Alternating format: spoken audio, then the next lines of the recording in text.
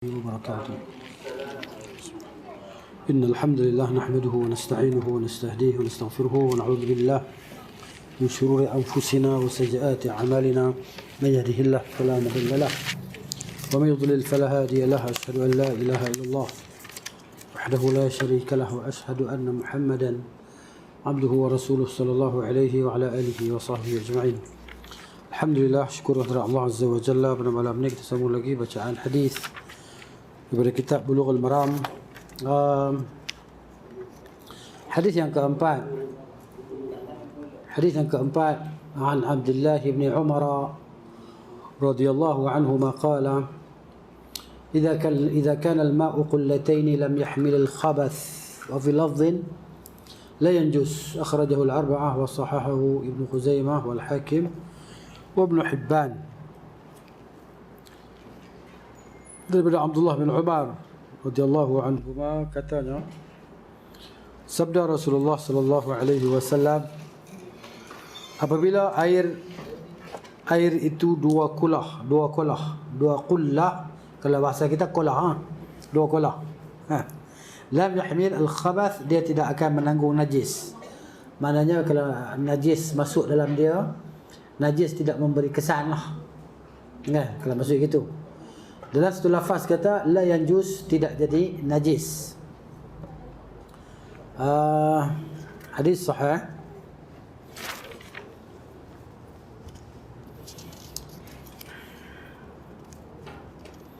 Jadi apa yang difaham daripada hadis ini, air apabila dia sampai kepada kadar dua kolah, maka dia dengan sendirinya menolak najis lah. Maksud dia bila najis masuk dalam dia, najis tidak memberi kesan, dia lenyap macam tu sajalah, ya.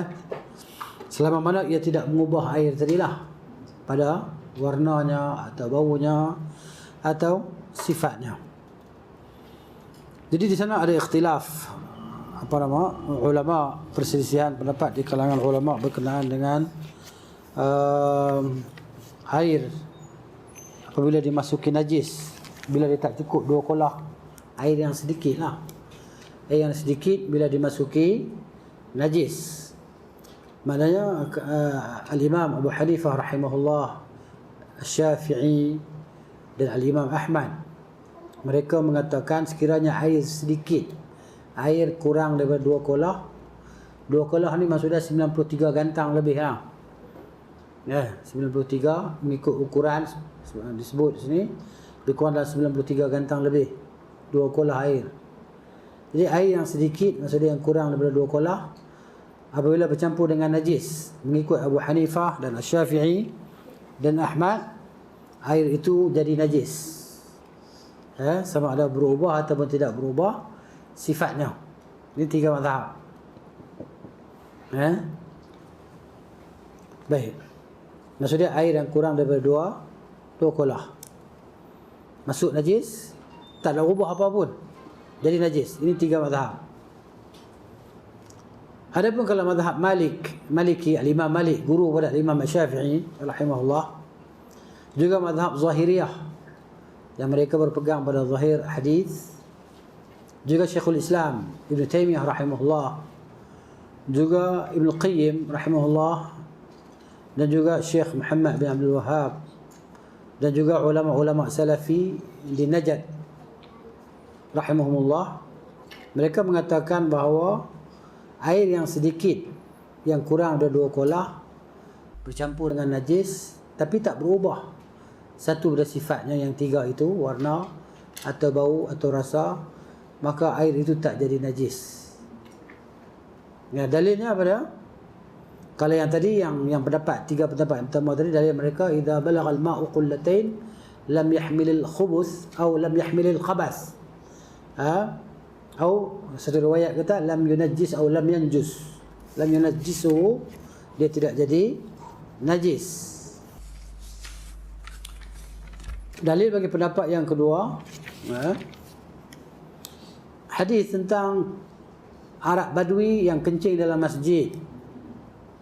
Arab Badui yang kencing dalam masjid, maka Nabi SAW minta kepada sahabat-sahabat sebaldi air lah, satu baldi ataupun satu kantung air sebekas daripada air, maknanya Nabi suruh disiramkan ke atas air kencing Badui tadi.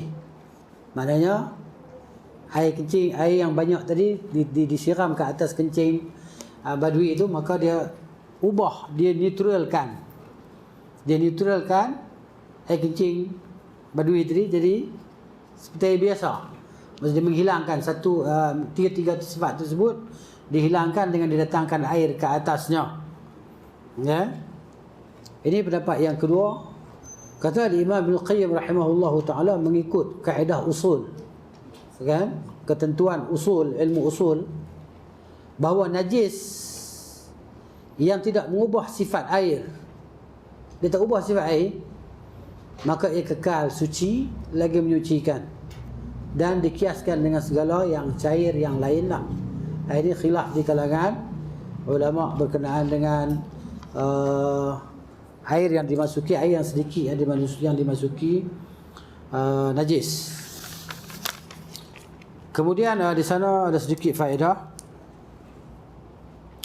berkenaan dengan air yang dirawat. Air yang dirawat. Air yang dirawat maknanya telah dibincang hukum ni oleh Majma' Al-Fiqhi Al-Islami, Rabitah Al-Alam Al-Islami, pada tahun 1409 Hijriah bersamaan dengan 1989 Masihi.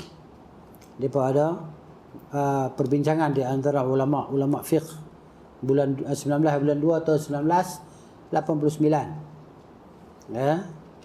Kenaan dengan air yang dirawat. Ya, air kotor, air parit kan, air sungai ni kan. Air sungai ni macam-macam masuk dalam sungai tu. Kan? Jadi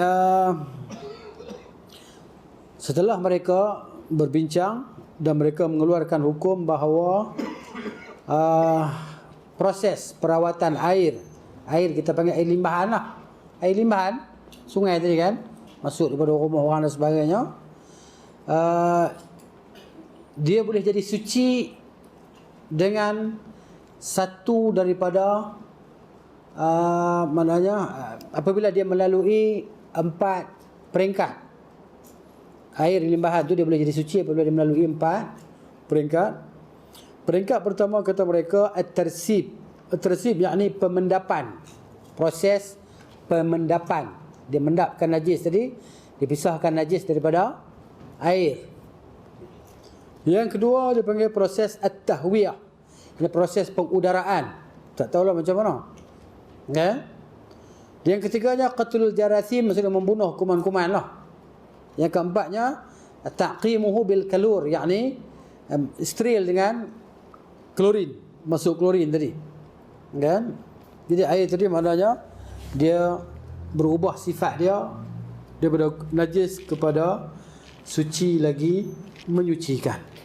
Begitu. Ini fatwa yang diambil oleh Majma' Al-Fiqhi Al-Islami bagi Rabitah Al-Alam Islami dalam mesyuarat mereka atau perbincangan mereka berkenaan dengan air yang dirawat.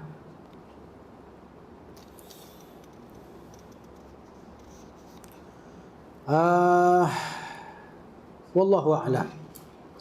Wa an Abi Hurairah, hadis yang kelima, wa an Abi Hurairah radhiyallahu anhu qala Rasulullah sallallahu alaihi wasallam لا يغتسل أحدكم في الماء الدائم وهو جنب أخرجه مسلم.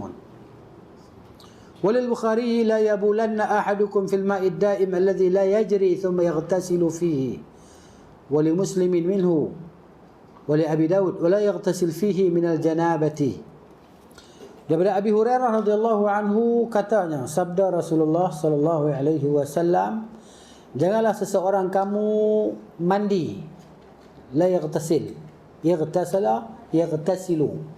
Jadi bahasa Arab ni yaghtasala ni mandi, ightisal. Janganlah kamu mandi. Ghasala makna lain, ightasala makna lain. Ghasala makna basuh. Okey?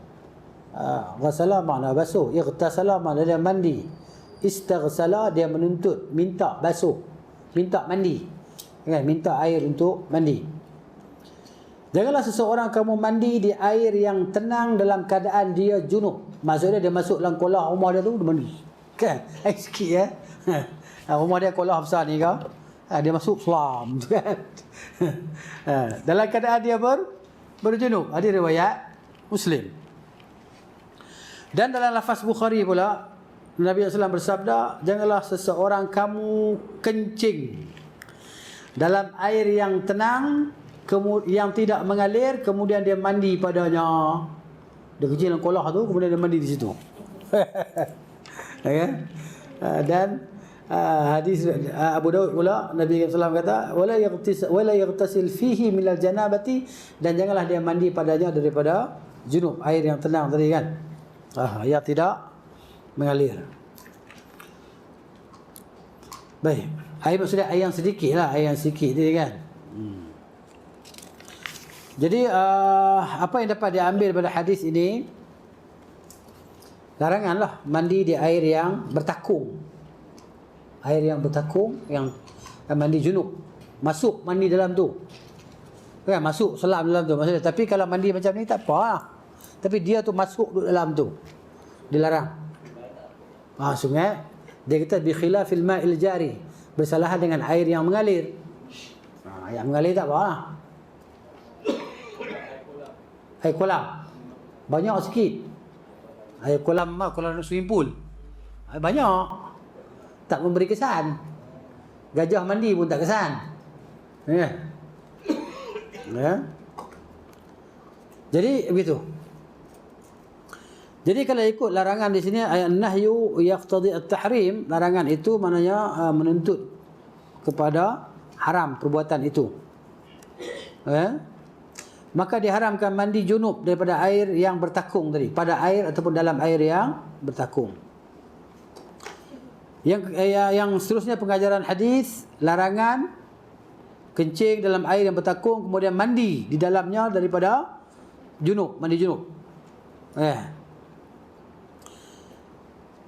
Disebut dalam kitab Tarhut Tathrib, dipertanggungkan bahawa larangan daripada setiap kencing, dari setiap perbuatan kencing dan mandi, yang ditunjukkan oleh hadis Abu Daud bahawa Nabi sallallahu alaihi wasallam bersabda, la yabulanna ahadukum fil ma'id daim, janganlah seseorang kamu kencing dalam air yang bertakung, la yaghtasilu fihi minal janabah, janganlah dia mandi padanya daripada junub. Sebagaimana disebut dalam Muslim, tadi dalam lafaz Abu Daud. Dalam Muslim Nabi kata, la yaghtasil ahadukum fil ma'id da'im wa huwa junubun. Janganlah seseorang kamu mandi dalam air yang bertakung dalam keadaan dia berjunub. Larangan tahrim lah maksudnya, haram. Diharamkan mandi junub dalam air yang dikencing padanya. Kencing dalam tu pun dia mandi pula dari situ. Okey? Tengok Islam ni kan. Agama Islam ni macam tu, masya-Allah. Mana ada agama lain macam tu? Kencing kita yang keluar pada kita ni, disuruh kita ni istinja, bersihkan diri daripadanya. Ada orang kafir ni dia tak kira lah. Kan? Dia kencing ya. Lepas tu istinja apa pun dia tahu istinja apa, bukan dia tahu hukum apa. Hidup dia bukan ada hukum apa. Hidup dia semua boleh. Janji tak mati makan. Buat kerja. Jadi dia pun tak tahu benda tu kan. Jadi Islam ni sebelum orang kaji, Islam dah cerita dah kebersihan tadi supaya tidak tersebar segala virus-virus, segala kuman-kuman yang berbahaya tadi kan. Begitu. Islam ni jaga, maknanya cukup cantik, bersih. Cuma umat Islam dia. Umat Islam dia tak ambil. Maknanya tak ambil hal ataupun tak ambil tahu tentang kepentingan agama tadi. Kalau ikut zahir hadis ni, tidak ada beza antara air sedikit ataupun air banyak. Kalau ikut zahir hadis lah. Baik. Jadi kenapa dilarang kita kencing dalam air kemudian kita mandi di situ pula? Kenapa? Kerana merosakkan air, menyebabkan orang lain yang nak ambil manfaat daripada air tersebut boleh terkena kotoran yang kita buang di situ. Tapi benda dia pun berlaku khilaf, maksudnya khilaf tentang Air tadi maknanya adakah air itu masih suci ataupun maknanya perbuatan dia haram tapi tidak menghilangkan kesucian air. Macam dalam swimming pool, ada orang kecil dalam swimming pool, perbuatan dia haram tapi hukum kesucian air itu maknanya kalau tak berubah satu daripada tiga sifat tadi, tetap suci lah airnya. Cuma yang perbuatan dia tu dosa. Sebab zahir hadis adalah at-tahrim. Jadi maknanya dibahagikan, dipisahkan di antara hukum air dan hukum perbuatan. Hukum perbuatan dan hukum zat. Hukum perbuatan haram. Hukum zat dia, hukum air tu maknanya adakah air tu jadi najis ataupun jadi masih lagi dalam keadaan suci. Tapi jelaslah daripada apa yang kita baca. Jadi maknanya air itu kalau tak mengubah satu dua tiga sifat dia, maka dalam keadaan dia itu masih suci, lagi menyucikan. Jadi kalau kita mandi dalam swimming pool, kita bukan tahu ada orang berkencing tu. Tapi kalau orang berak kita tahu lah. Kan? Kalau dia kencing kita tak tahu. Jadi kalau boleh buat swimming pool sendiri di rumah, kita yang mandi. Siapa ni? Lagi lega. Kan? Itu ceritanya.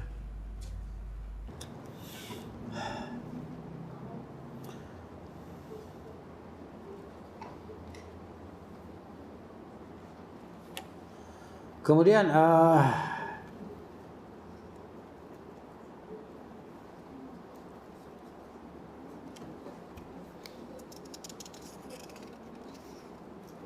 jadi ulama berselisih pendapat tentang larangan tadi, sama ada larangan tahrim ataupun makruh. Makruh tahrim ataupun makruh tanzih. Ya, makruh tahrim ni haram lah, makruh tanzih ni makruh kalau kita tinggal dapat pahala, kalau kita buat tak berdosa. Jadi di situ ulama berselisih pendapat. Adapun mazhab Malikiyah, mazhab Maliki, dia berkata makruh. Yani makruh at-tanzih. Benda tu tak elok buat lah. Ya? Tak sampai kepada darjat haram. Dan kenapa dia kata makruh? Kerana air tu masih dalam keadaan suci, tidak berubah sifat dia. Maka dia kata perbuatan itu makruh. Dan kalau mazhab Hanbali pula dan mazhab Zahiriyah, dia kata haram. Haram. Maknanya buang air dalam air tadi kan, yang tenang, air yang tidak, yang bertakung, okay? Yang tidak berubah satu daripada tiga sifat dia. Hanbali. Dan sebagian ulama yang lain pula, mereka mengatakan haram kalau air itu sikit, makruh kalau air itu banyak. Jadi itu kita ikhtilaf ulama tadi berdasarkan ijtihad masing-masing, ijtihad dan kefahaman masing-masing dengan nas tadi. Dan zahir larangan itu, zahirnya adalah haram. Kan hadis tu kan, zahirnya adalah haram pada air yang banyak ataupun air sedikit. Walaupun dia tidak menjadi penyebab bagi kenajisan air itu. Hanya sahaja dia berlaku kerana apa? Kerana orang rasa keji, kotor. Kalau kita tengok orang keji dalam swimming pool kan, kita nak buat dia. Kita tentu tarik dia ataupun kita jentik telinga dia ke? Ya, ataupun kita kalau kita bagi tahu dekat orang yang jaga tu, mana dia orang akan keringkan air tu. Kalau ada orang kencing dalam tu, budak akan kencing kan? Kita sebagian tempat yang ada swimming pool tadi, ya, nampak dia akan report pada orang keringkan air tu, dia orang pasang air lain.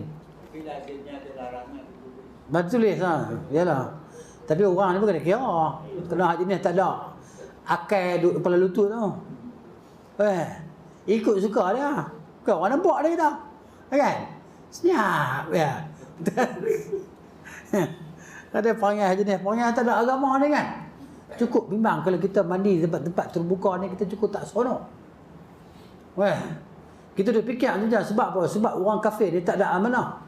La dina liman la amanata lahu. Tak ada agama bagi orang tak ada amanah. Dan begitulah sebaliknya. Orang kafir ni bukan ada amanah pada kebersihan, Kita tak boleh nak husnuzan langsung kepada mereka tadi. Tak boleh nak baik sangka langsung kepada orang kafir tadi.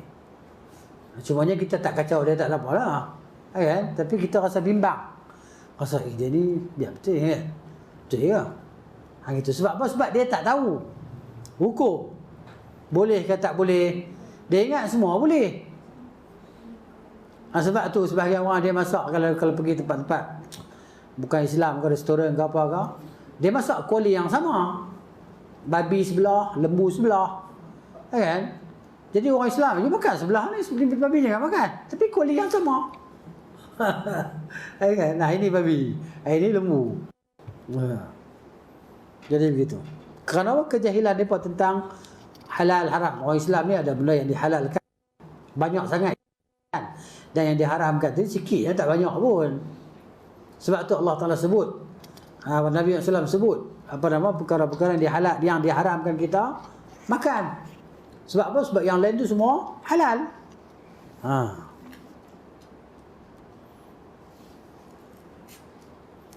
Jadi maknanya kalau sepakat para ulama, kalau air yang begitu banyak, kita kata macam swimming pool kan, ataupun kita kata tasik ke kan, jadi ittifaq para ulama lah, tak termasuk dalam bab ni lah, tak termasuk dalam bab larangan tadi lah gitu. Tapi tetap tak elok jugalah kita nak pergi mandi tu pun nak kencing buang air dalam tu kan. Tapi kalau kita naik atas hutan Pahang tu, Pahang kan, naik atas apa nama, saya pernah naik sekali lah, naik sampai ke puncak kan, ke puncak lah, naik sampai atas tu. Lepas tu kita water rafting apa benda, jumpa lah orang asli atas rakit-rakit dia kan, sambil mereka mandi, sambil mereka buang macam tu lah. Kita duduk lalu dengan bot tu beratas tu, turun di sungai, sungai jadi tak ada masalah pula lah, kan?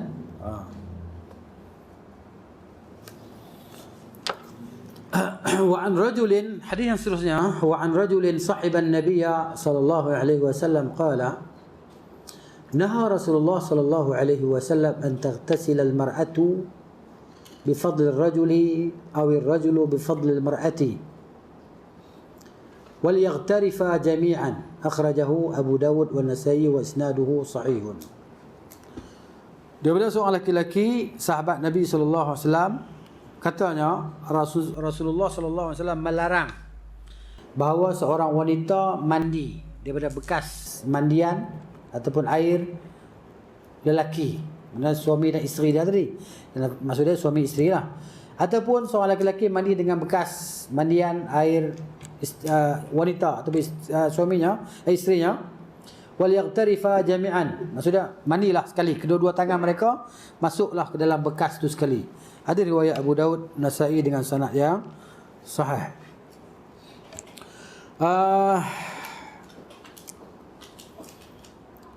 Apa yang dapat diambil daripada hadis ni, kefahaman dia, dilarang seorang lelaki mandi dengan lebihan air mandian wanita.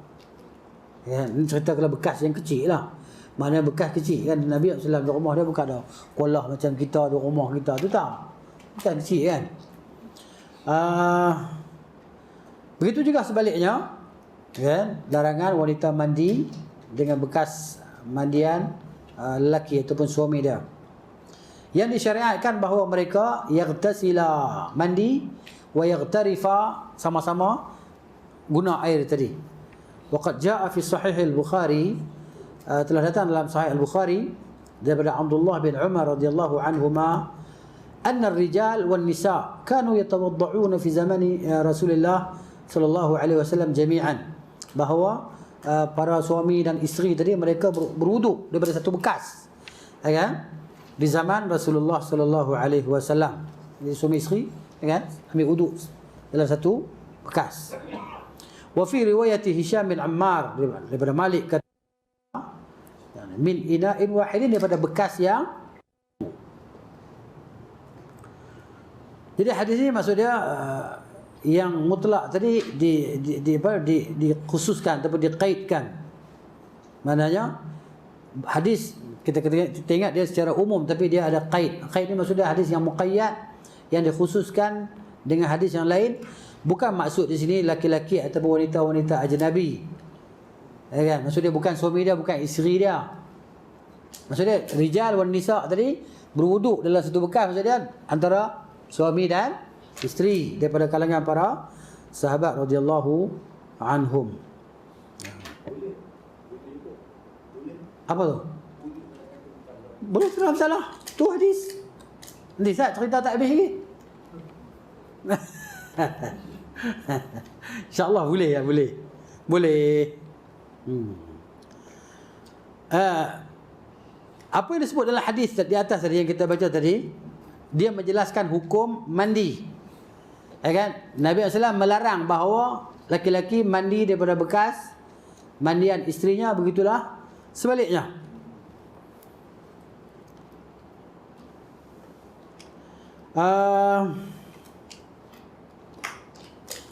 Hadis Abdullah bin Umar yang apa ni diriwayatkan oleh Imam Al-Bukhari rahimahullah menjelaskan hukum wudu. Tadi menjelaskan hukum mandi. Ya, ia datang secara sarih, secara jelas dengan apa yang diriwayatkan oleh yang diriwayatkan oleh Al-Hakim bin Amru Al-Ghifari. Dia kata, nahan Nabi sallallahu alaihi wasallam ay yatawadda ar-rajul bifadli tahuril mar'ah. Nabi SAW melarang bahawa seorang lelaki berwuduk daripada lepas bekas lebihan air wanita. Ni besen baldi, kan? Kita masukkan tangan kita dalam tu kan, kita berwuduk. Lepas tu tinggal pula isteri kita, kan, berwuduk bekas wuduk kita tadi. Dia suruh kita berwuduk sekali kita. Ya, begitu. So dalam besen macam tu lah. Dalam apa? Gayung tu kan.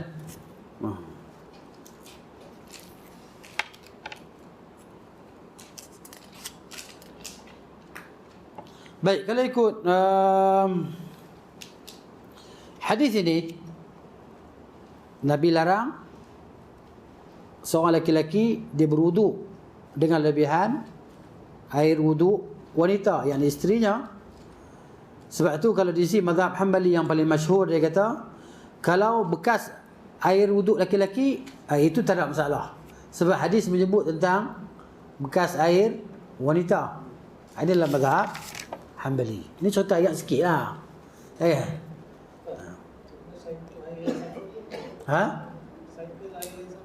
Maksud air yang kita dah guna tadi, maksudnya lebihan air yang digunakan oleh lelaki dalam bekas kecil tadi lah. Lebih kita berwuduk tadi kan, kita dah gunakan dia. Maksud gitu kan, dia sebut bifadli, dengan lebihan air. Ya. Saya faham tadi yang kalau suami duduk dan kemudian isteri duduk dan duduk, boleh. Air tu maksud air yang digunakan suami tadi. Air yang oleh suami tadi boleh lah. Kalau ikut mazhab Hanbali boleh. Tadi kalau ikut hak mandi tadi tak boleh. Duduk boleh. Wuduk boleh. Maksud hadis dia mari dalam lafaz yang lain. Ini cerita fiqh ni. Tapi itulah maknanya biarkan, tahan diri dulu nak tanya soalan. Sebab apa kita nak tanya lepas semua dah dekat ni. Kalau semua pakai tanya memang tak boleh pergi mana kita. Tang ni yang malam ni. Jadi kita satu kan, maknanya saya pun konsentrasi saya pun tak terganggu lah. Pemfokusan tadi kan agak terganggu sebab nak cerita bab fiqh ni, bab hadis kenaan dengan fiqh ni. Dia mari ikhtilafat ulama, maksudnya bab terjih pula. Kita nak ikut terjih yang mana? Tahan diri sat. Ujung lagi kita ambil masa 10 minit ke, kita bincangkan apa yang kita nak bincangkan. Jadi menyebabkan saya mungkin boleh jadi keliru, saya jawab nanti salah. Sebab hadis ni dia sebab tu saya tak baca hadis ni, tak macam baca hadis Riyadhus Shalihin.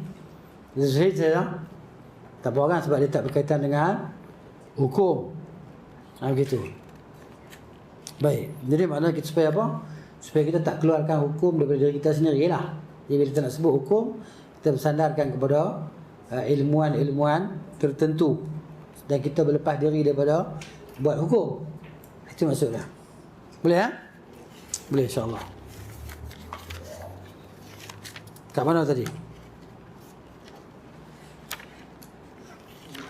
Okey Jadi simpan dulu. Nak tanya lagi kita tanya insya-Allah.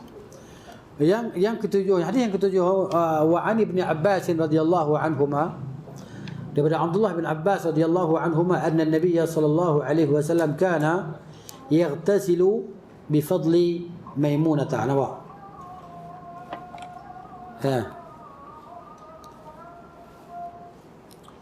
Baik.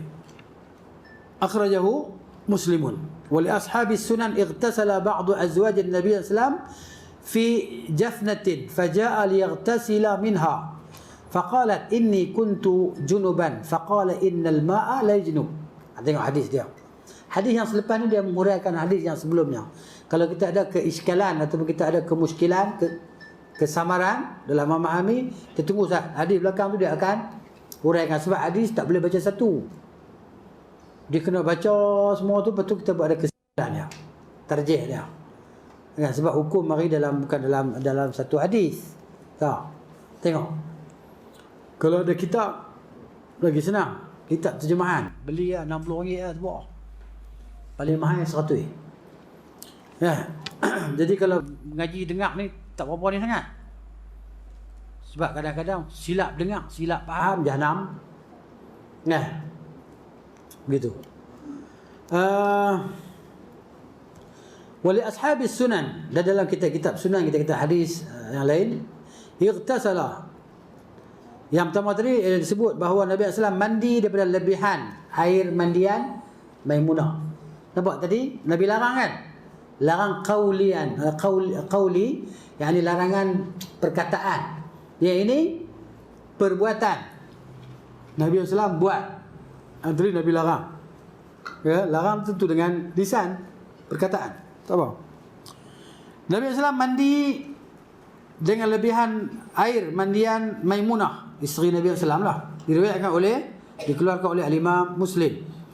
Dan dalam kitab sunan yang lain disebut ightasala ba'du azwajin Nabi sallallahu alaihi wasallam, telah mandilah oleh sebahagian daripada para isteri Nabi sallallahu alaihi wasallam fi jafnatin. Jafnah ni satu besen lah, kita kata satu besen, satu bekas. Faja'a, mana sebahagian ni bukan maksudnya seorang dah daripada isteri, kan Nabi sallallahu alaihi wasallam ada ramai isteri. Jadi di rumah isteri itu, isteri dia mandi pada air itu. Kemudian faja'a, maka Nabi sallallahu alaihi wasallam datang liyaghtasila minha, untuk mandi darinya. Faqalat, maka kata Maimunah, inni kuntu junuban, saya ni berjunub, saya mandi pada air itu. Faqala, maka kata Nabi sallallahu alaihi wasallam, innal ma'a la yajnub, tapi air itu tidak berjunub. Tadi kita simpan hadis tadi ni. Simpan, macam mana kita nak himpunkan antara hadis-hadis ni slow-slow. Air tidak berjunub. Hadis sahihkan oleh At-Tirmizi dan Ibnu Khuzaimah. Hadis adalah hadis yang sahih. Baik. Dalam hadis yang lain, hadis riwayat Muslim juga, anna Nabi sallallahu alaihi wasallam wa Maimunata kana yaghtasilani min ina'in wahidin. Adalah Nabi sallallahu alaihi wasallam dan Maimunah isterinya radhiyallahu anha, kedua-dua mereka mandi daripada satu bekas. Satu bekas. Yang ini tidak bercanggah dengan apa yang diriwayatkan juga oleh Imam Muslim rahimahullah.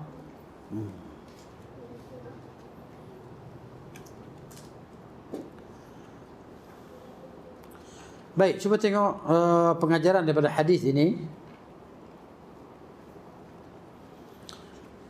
Yang pertamanya harus jawazu ightisal ar-rajul bi fadli tuhur al-mar'ah.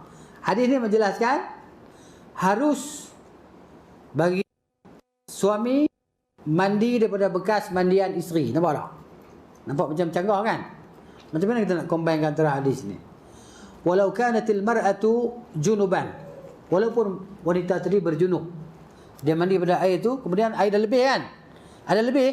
maka suami dia pergi mandi pula.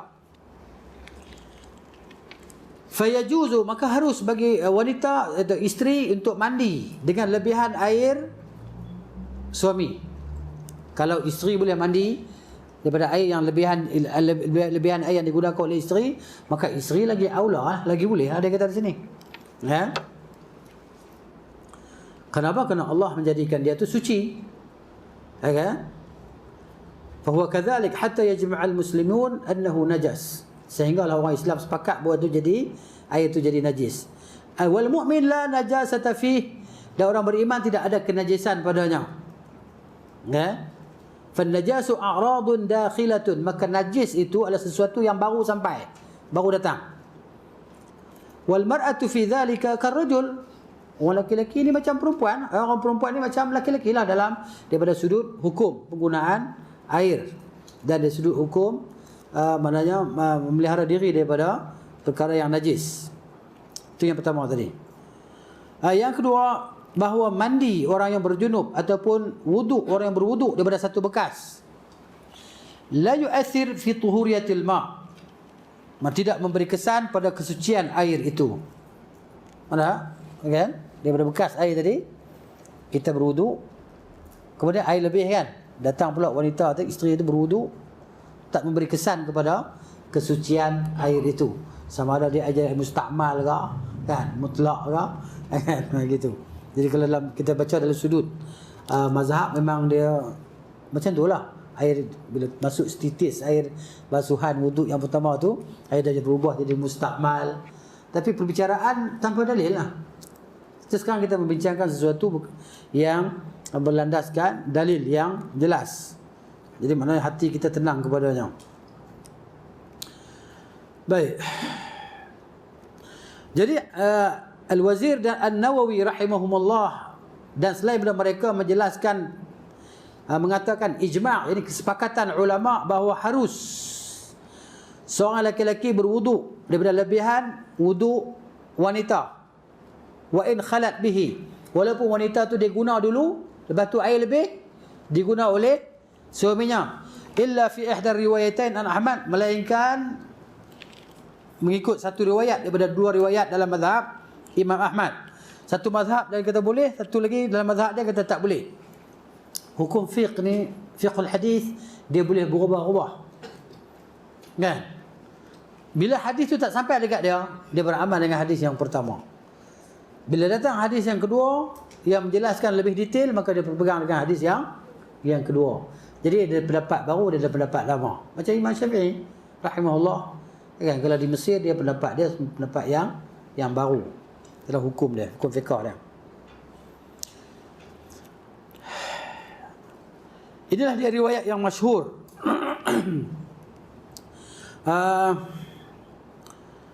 Fa innahum, kana mereka yarawna, sesungguhnya mereka melihat annal mar'ah, seorang wanita apabila dia bersendirian menggunakan air yang sedikit, ya,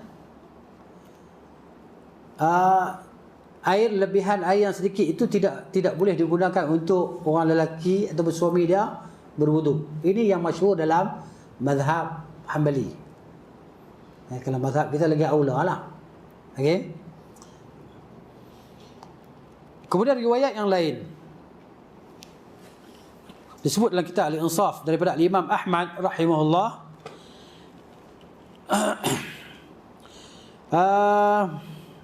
bahawa air yang digunakan, lebihan air yang digunakan oleh isteri atau wanita tadi, boleh digunakan oleh suaminya selepas itu untuk mengangkat hadas. Ini satu riwayat dalam mazhab Al-Imam Ahmad bin Hanbal rahimahullahu ta'ala. Ini cerita dalam mazhab dia. Adapun wanita menggunakan lebihan lelaki, dia kata ini harus bila nizak, tak ada perbalahan dalam mazhab. Tapi sebaliknya kalau lelaki guna daripada air lebihan wanita, itu dia kata ada khilaf dalam mazhab dia. Ada yang kata riwayat kita tak boleh, ada riwayat kita boleh. Ya. Baik. Selagi saya nak himpunkan antara hadis-hadis ni, insya-Allah.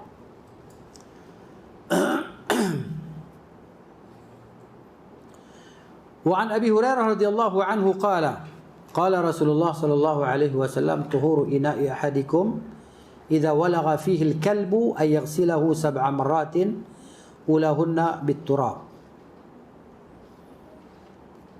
Kata Nabi sallallahu alaihi wasallam, jadi sucinya bekas air seseorang kamu apabila anjing menjilat padanya. Bekas, nak bekas makanan lah, bekas air, bekas minuman ataupun bekas makanan kamu, bila anjing itu menjilat bekas makanan kita, macam mana nak sucikan bekas itu? Yani ayaghsilahu 7 marratin, bahawa dia basuh 7 kali. 7 kali basuhan. Ulahunna biturab. Yang pertamanya daripada 7 itu dengan tanah.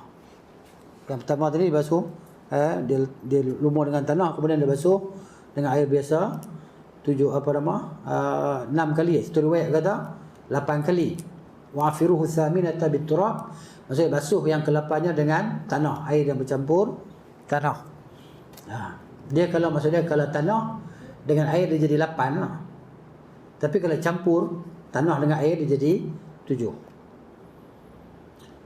Dalam wa fi lafzil lahu adalah satu lafaz baginya fal yuriqhu, maka hendaklah dia buangkan makanan tadi yang dijilat anjing ataupun air minuman tadi yang dijilat anjing tadi. Dalam lafaz Tirmizi ukhrahunna, yani yang akhirnya, ataupun ulahunna, ataupun yang di awalnya. Boleh mana-mana. Nak letakkan tanah tu di awal basuhan ke ataupun di hujung basuhan ke, itu tak ada masalah. Boleh, ataupun di tengah kan tak ada masalah. Janji ada air yang bercampur tanah. Kalau kita panggil sama sama. Cuba kita tengok apa yang diambil daripada hadis yang dapat kita faham daripada hadis ini. Yang pertama, najasatul kalb, najisnya anjing lah. Anjing tu najis. Begitu juga sekalian anggota badannya adalah najis. Okay? Dan najis anjing itu adalah najis yang berat lah, mughalladhah, aghladzun najasat, maksud najis yang paling berat. Sebab kalau najis biasa disuruh basuh maknanya sekali pun tak apa dah. Kalau hilang dia punya sifat dia kan, hilang tiga sifat itu maknanya dah suci dah. Najis biasa. Adapun anjing tadi air liur dia sampai disuruh kita basuh 7 kali, dan dengan tanah sekali. Dan tidak memadai membasuh air liur bekas jilatan anjing tadi, melainkan dengan 7 kali basuhan dan sertai dengan sekali tanah. Dan bekas tu tak memadai kita basuh saja, kita kena buang, tak boleh guna lagi dah. Air yang dalam tu ataupun makanan yang di dalamnya tak boleh digunakan lagi. Selepas kita buang makanan atau minuman dalam tu, barulah kita basuh dengan 7 kali tadi lah. Kemudian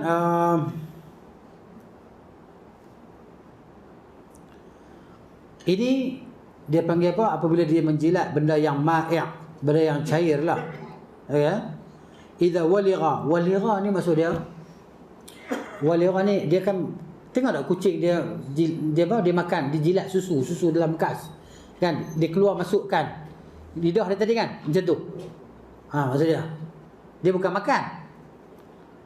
Dia kata di sini kharaja bihi ma idza kana ma tanawalahu bilisanihi jamidan. Kalau benda keras ni tak termasuk. Ya. Yang wajibnya dibuang bekas sajalah. Ilqa ma asabul kalb bi famihi wala yajibu ghusl ina illa ma'a rutubah, dan tak wajib kita nak basuh bekas tadi melainkan bekas tu kena air liur anjing. Kalau benda keras yang dia makan tadi lah. Tapi maknanya ihtiyat, basuh je lah. Ya. Begitu.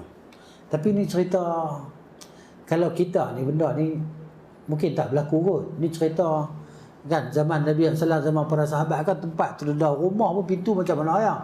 Kan masjid Nabi SAW tu anjing keluar masuk. Masjid Nabi SAW tu dulu bukan ada tingkap, bukan ada dinding, bukan ada pintu. Wah, semua tiang dengan bumbung lah. Lepas tu bahagian depan ni dibuat sekat dinding macam tu. Jadi keluar masuk, boleh lintas macam tu lah. Kan? Tak ada was-was pun para sahabat radhiyallahu anhu. Dia berkata, mana ada anjing di Madinah? Kamu tahu mana anjing tak ada? Kata ada anjing, Nabi tak beritahu lah. Idza walighal kalbu fi ina'i ahadikum. Nabi tak ceritalah sebab kalau tak ada peristiwa tu kan. Mana benda tu berlaku. Jadi menyusahkan para sahabat. Sahabat ni bukan macam kita. Kita ni bekal banyak dalam rumah. Sampai tak ada tempat letak dah. Okay. Beli, lepas tu tengok berkenal dia, beli pula. Kenal dia, beli pula. Nak makan semulut, dua mulut ya. Pinggan berpuluh-puluh pinggan. Lepas tu nak pindah randah, susah. Angkut pinggan saja pun cengek lori. Ini cerita dia. Baik. Hadis menjelaskan wajib menggunakan tanah sekali. Daripada basuhan-basuhan tadi kita gunakan tanah sekali. Yang afdalnya sama ada, dia kata al-afdal an takuna ma'al ula. Yang afdalnya tanah tu mula-mula sekali kita lumur tanah tadi kan. Lepas tu air di atasnya. 7 kali air kan? 7 kali air. Kemudian hadis ini sebut ta'ayyun at-turab. Disuruh kita guna tanah.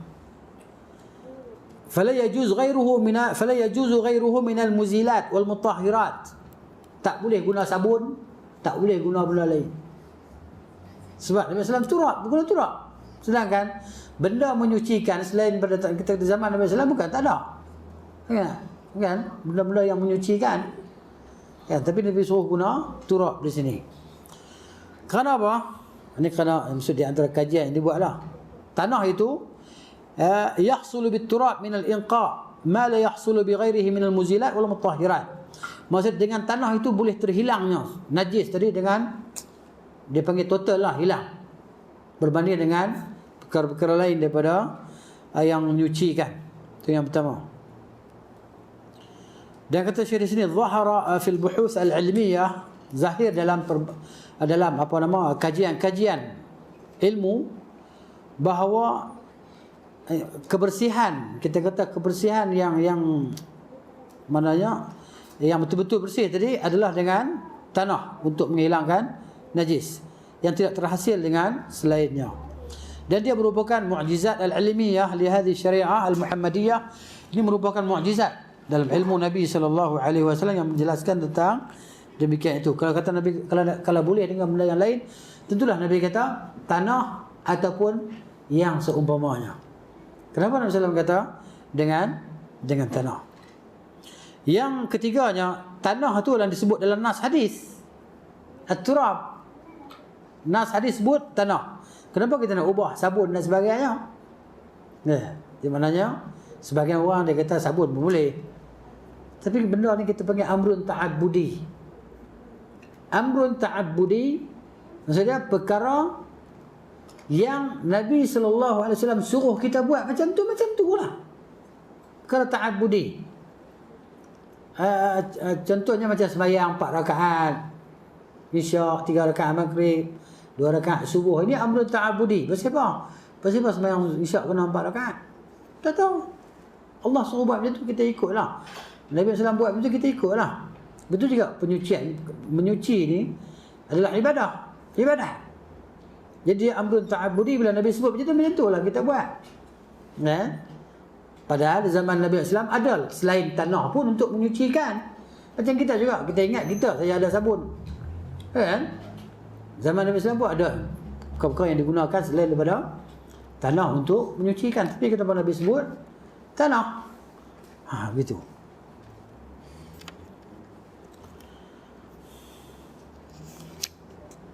Ini pengajaran daripada hadis.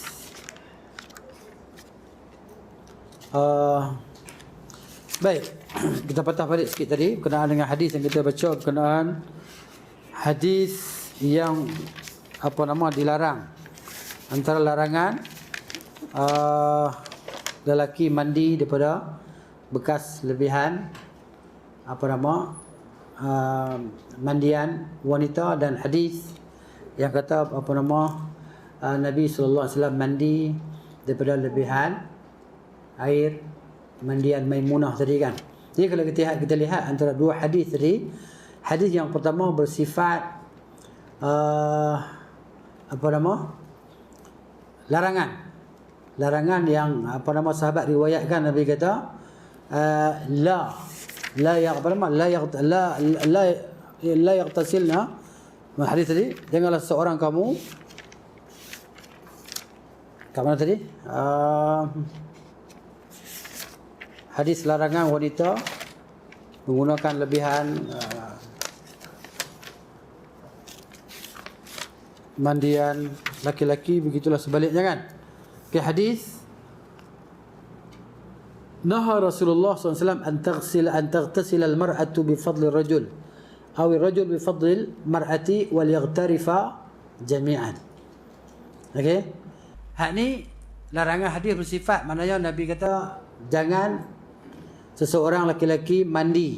Janganlah seorang wanita mandi daripada lebihan air mandian lelaki, ataupun laki-laki mandi daripada lebihan air mandian wanita, dan hendaklah mereka mandi bersama. Yaghtarifa maksudnya masukkan kedua tangan mereka bersama dalam bekas mandi tadi. Ada pun hadis yang seterusnya sebut ya, bahawa Maimunah radhiyallahu anha dia mandi dengan lebihan air mandian Nabi sallallahu alaihi wasallam. Dan Nabi pun mandi bekas air ataupun lebihan air mandian Maimunah radhiyallahu anha, dan Nabi sebut ketika Maimunah kata dia faham. Maimunah faham kata maknanya saya dah guna air ni. Dan Nabi kata innal ma la yajnub, air itu tidak berjunub. Jadi maknanya ihtimal dipertanggungkan bahawa hadis tadi, hadis yang kedua ni maknanya hukum yang datang selepasnya lah, maknanya selepas larangan tadi kan. Jadi selepas itu Nabi SAW mula-mula larang, lepas tu Nabi buat. Jadi bila berlaku larangan dan kemudian Nabi SAW buat, jadi ulama datangkan hukum sebahagiannya kata kalau macam tu dia berkata makruh tanzih, sebaiknya dielakkan kan, apabila ada larangan. Kemudian Nabi buat selepas tu. Satu pendapat kata, yang keduanya maknanya larangan tadi telah diangkat dengan perkataan dan perbuatan Nabi sallallahu alaihi wasallam bahawa dibenarkan. Nabi kata innal ma'a la yajnub, yang ini ada tambahan bahawa Nabi kata air itu tidak berjunub. Jadi maknanya kesimpulannya antara hadis tadi boleh. Sebab kita gunakan air tadi untuk berwuduk daripada bekas kecil tadi, kan? Kalau kita berwuduk dalam bekas kecil, kita boleh ada basuh tangan tadi kan, boleh masukkan tangan dalam tu semua. Tentu ada balance air dia. Dia kalau sunnah Nabi sallallahu alaihi wasallam ni wuduk ni bukan banyak-banyak air pun. Macam kita wuduk tu kan, cumanya bila kita buka air pelan ni lambat wuduk kan. Tapi kalau kita dalam bekas, kita boleh buat cepat. Kita dalam gayung tu kan, kita dah basuh tangan kita apa semua, kemudian kita masukkan tangan, kita berwuduk. Jadi mana tentu ada air yang lebih daripada bekas tersebut. Kemudian orang lain pula boleh guna pada air tersebut. Jadi yang kesimpulannya maknanya boleh digunakan untuk berwuduk dan boleh digunakan untuk istinja. Boleh. Jadi maknanya di sini kalau kita tengok, kalau dalam mazhab Syafi'i, maknanya dia lebih ketat lah. Lebih ketat. Kita kalau kita ambil wuduk, jadi basuhan anggota wuduk yang pertama tadi, kalau ngecik masuk dalam bekas kecil tadi kan, maka automatik air itu berubah jadi air yang musta'mal. Air musta'mal kalau dalam mazhab Syafi'i maknanya tidak boleh digunakan, tidak suci dan tidak menyucikan. Suci tapi tidak menyucikan. Jadi ini maknanya nampak macam terlalu ketat, ya. Tapi yang aulanya kita beramal dengan dalil. Sekarang kita dah nampak dalil hadis tu kan. Jadi kita beramal dengan hadis dengan dalil ni, maknanya kita disuruh ikut Nabi sallallahu alaihi wasallam. Kan suruh ikut siapa-siapa, kita tak taksub pada siapa-siapa. Mungkin ada orang kata takkan kemudian kata imam-imam dalam mazhab Syafi'i tak erti kot. Taklah kita kata macam tu. Tapi kita ni dalam bab ni mana kepada mana hati kita tenang. Kata Nabi sallallahu alaihi wasallam, istafti qalbaka wa in aftaka an-nas. Tanyalah hatimu, kan? Walaupun orang bagi fatwa kepadamu. Itu dia. Jadi maknanya kita sampai di sini. Ya, itu dia antara kesimpulan apa yang kita dapat. Jadi maknanya ada kan kemuskilan buat. Jadi gitu. Tadi Cik Wan tadi boleh faham? Boleh aja Wan, boleh. Ke masih lagi. Ya kan? Tadi Haji dah tanya tentang berkenaan dengan apa nama wanita haid. Wanita haid. Bolehkah dia pegang mushaf kan? Ataupun baca Quran? Baca wanita yang ada haid boleh tidak atau tidak baca atau sentuh Al-Quran? Tak ada hadis sahih, tak ada hadis yang sahih yang melarang wanita haid dan wanita nifas untuk baca Al-Quran. Cumanya berlaku khilaf di kalangan ulama. Memang ada hadis yang dhaif yang menyebut la taqra'ul haid wala junub syai'an min Al-Quran, tapi hadis ini tak sahih lah, dhaif. Ya. Kalau tengok dalam fatwa Syekh bin Baz rahimahullah, ya, maknanya dia bezakan di antara wanita berjunub dengan wanita haid ataupun wanita nifas. Kalau wanita junub dia boleh mandi sekarang juga. Kalau wanita haid memang tak boleh mandi. Ya, maka kata Syekh bin Baz rahimahullah, dia beri kelonggaran kepadanya untuk membaca Al-Quran dengan cara hafazan, mengingatkan hafazan dia. Ya, kalau dia berhajat untuk pegang mushaf, nak buka Quran, nak tengok, ya, maka diberi kelonggaran untuk dia bagi wanita haid dan wanita nifas. Kerana panjang, masa dia tu panjang, kan? Seminggu tak baca Quran. Bagi wanita yang menghafal Quran lagi lah, tak baca Quran 2-3 hari pun dah celaru lah.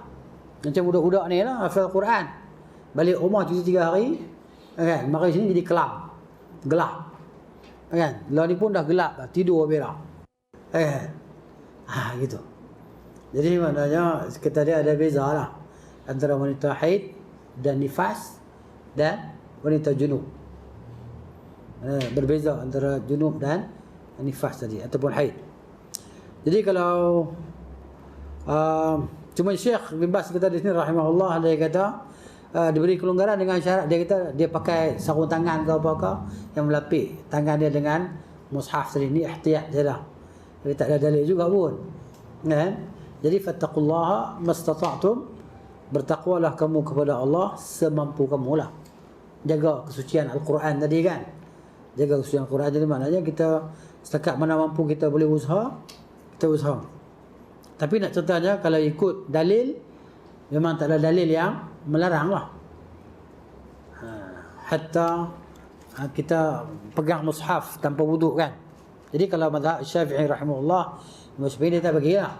Sebab dia kata la yamassuhu illa al-mutahharun, tidak menyentuhnya melainkan yang suci. Jadi kalau kita tak suci, maknanya tak boleh pegang lah. Tapi ulama bahas pula di situ yang lain lah. Selain pada mazhab Syafi'i membahaskan, dapat kata maksud al-mutahharun di sini siapa?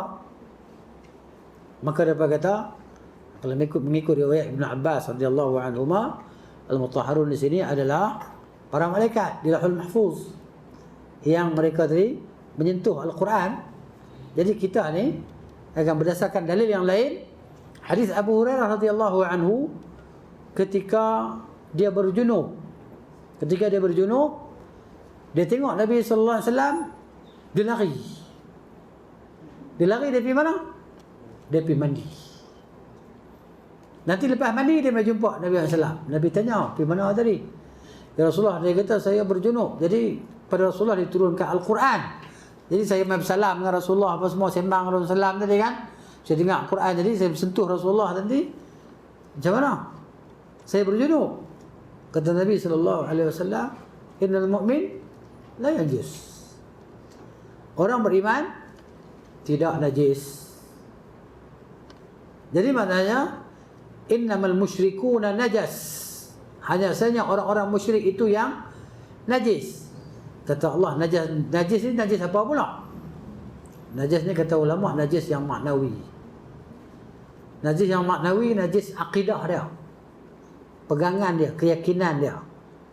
Itu najis maknawi.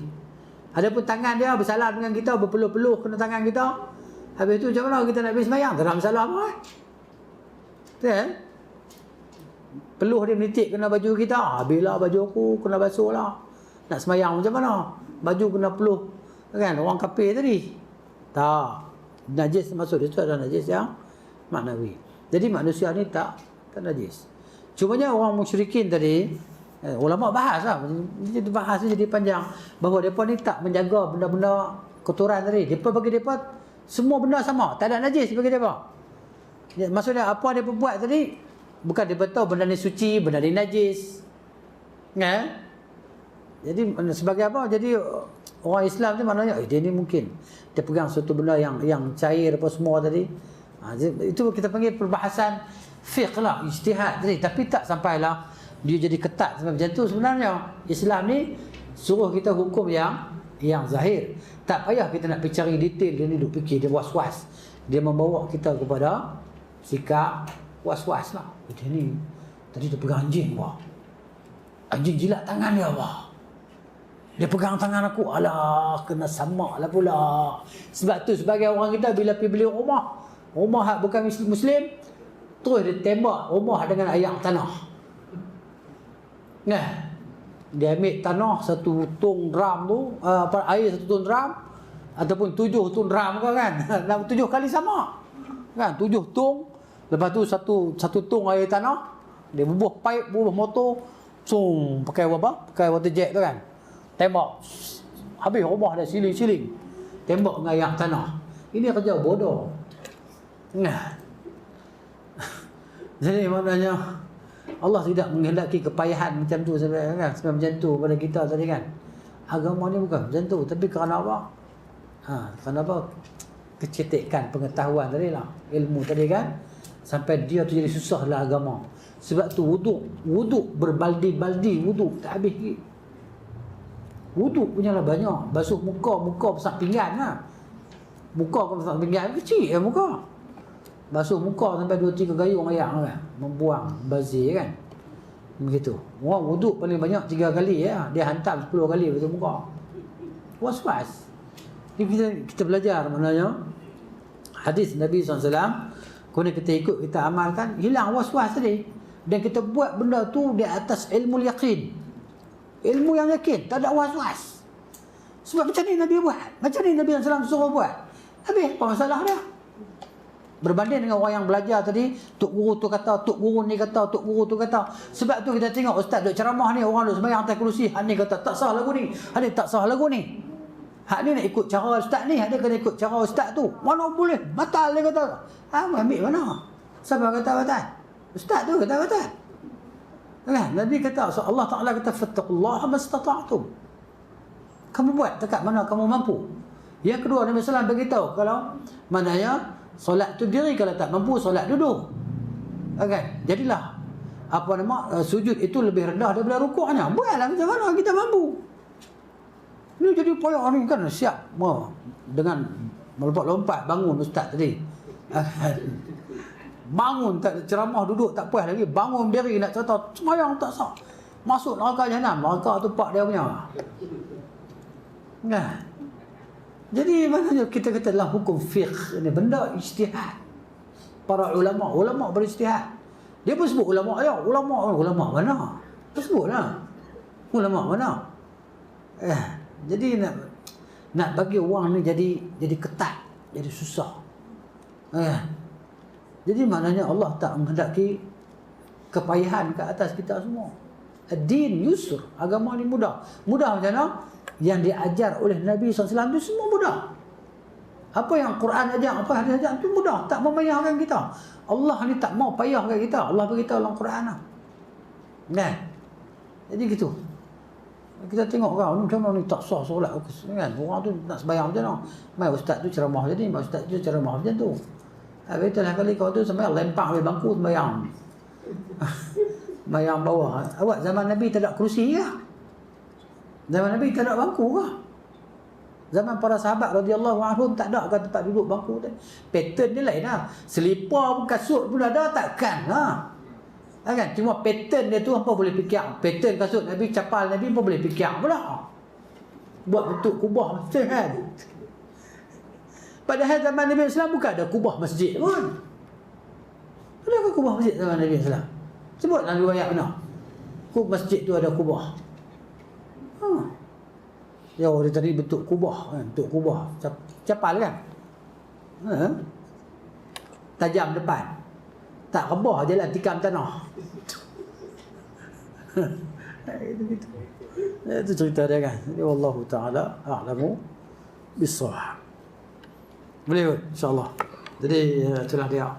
Maknanya kita baca fiqhul hadis maknanya kan. Memahami daripada hadis-hadis Nabi sallallahu alaihi wasallam. Begitu. Jadi bila Nabi sebut, kita ikut. Nabi tak sebut, kita ikutlah, senang. Cumanya kefahaman tu. Jadi ikhtilaf, kenapa berlaku ikhtilaf di kalangan ulama? Kenapa? Kefahaman hadis. Kan? Sebab tu antara mazhab Maliki, mazhab Syafi'i, guru dengan murid. Syafi'i murid dia, guru dia Imam Malik. Tapi dalam sebahagian tempat maknanya Imam Syafi'i tak setuju dengan guru dia. Awak masuk neraka lah. Dah. Maksud dia kefahaman berbeza. Kan begitu. Jadi kita taklah sampai kita challenge para imam tadi rahimahumullah. Cumanya ada ketenangan hati kita tadi, ke mana kita rasa kecenderungan hati. Sebab Nabi SAW beritahu, istafti qalbaka wa in aftaka nas, tanya hati kau. Setelah kau belajar tadi, kau tengok hadis, kau himpunkan hadis-hadis tadi, orang bagi fatwa macam ni, tapi aku cenderung belah-belah ni. Macam sebahagian kita lah cenderung pada Ibn Utsaimin, Ibn Bas, Albani rahimahumullah. Rahimahullahul jami'. Semua mereka itulah para ulama. Tapi dilarangnya kita bersikap fanatik, taksub. Itu yang dilarang. Kita hanya boleh taksub pada Al-Quran dan As-Sunnah. Adapun kefahaman, kita berusaha sedaya mampu untuk memahaminya sebagaimana kefahaman para sahabat radhiyallahu anhum. Cerita khilaf ni, para sahabat pun khilaf juga. Tapi mereka tak pecah belah. Kan? Tak tuduh puak-puak ni Wahabi lah, puak ni apalah, kaum mudah lah, apalah. Kan? Jadi begitu. Belajar. Semua belajar. Dan dia ikut dia apa yang dia belajar. Tapi yang pentingnya apa yang kita belajar. Kita nak cari yang terbaik. Yang paling sahih daripada Nabi sallallahu alaihi wasallam. Jadi begitulah dia kita dapat baca pada malam ini. Semoga memberi manfaat lah untuk amalan yang kita nak lakukan berdasarkan ilmu yang sahih insya-Allah taala. Jadi aqulu qouli hadza astaghfirullahal azim li wa lakum wa li sairil muslimin wal muslimat astaghfiruhu innahu huwal ghafurur rahim. Subhanakallahumma wa bihamdika asyhadu an la ilaha illa anta astaghfiruka wa atubu ilaik. Assalamualaikum warahmatullahi wabarakatuh.